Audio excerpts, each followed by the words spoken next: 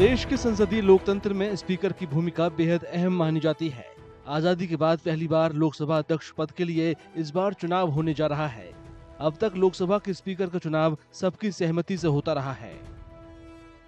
आजाद भारत के इतिहास में पहली बार लोकसभा अध्यक्ष का फैसला चुनाव से होगा।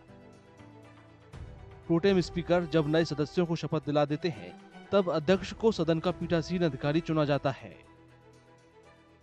स्पीकर का कार्यकाल लोकसभा के भंग होने तक रहता है। स्पीकर के इस्तीफा देने या फिर अगर उनको हटाना है तो इसके लिए लोकसभा में अविश्वास प्रस्ताव पेश किया जाता है। इसके लिए 14 दिन पहले नोटिस जारी करना होता है।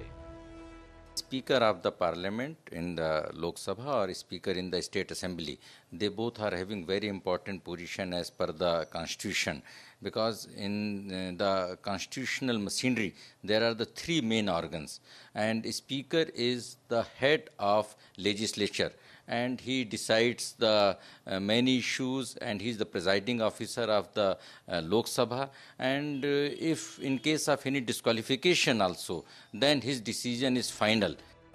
10वीं अनुसूची के तहत स्पीकर के पास दल बदल के लिए सदस्यों को अयोग्य घोषित करने का अधिकार है, जिसे सुप्रीम कोर्ट ने भी बरकरार रखा है। इसके अलावा परिस्थिति के हिसाब से फैसला लेने का अधिकार भी स्पीकर के पास है। लोकसभा के स्पीकर सदन की कार्यवाही की अध्यक्षता करते हैं। संसदीय नियमों का पालन करने की जिम्मेदारी भी उनकी ही है। The role of the speaker as the tribunal for disqualification becomes very important, especially in coalition governments.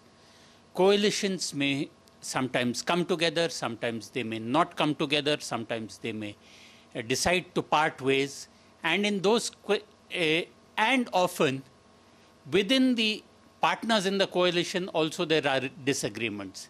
Some people may go with their party, some people may not go with their party. At such times, whether an act of disqualification has been incurred by any member, whether members are to be disqualified, or how is the House to be conducted, all these questions primarily revolve upon the Speaker's decision. Lok Sabha के speaker संसदीय लोकतंत्र में एक महत्वपूर्ण भूमिका निभाते हैं। संविधान के मुताबिक अध्यक्ष और उपाध्यक्ष का चुनाव सदन शुरू होने के बाद जितनी जल्दी हो सके कर लिया जाना चाहिए। 18वीं लोकसभा के स्पीकर का चुनाव 26 जून को होना है। स्पीकर के लिए ओम बिरला एनडीए के उम्मीदवार हैं, जबकि विपक्ष ने कांग्रेस के 8 बार के सांसद के सुरेश को अपना संयुक्त उम्मीदवार बनाया है।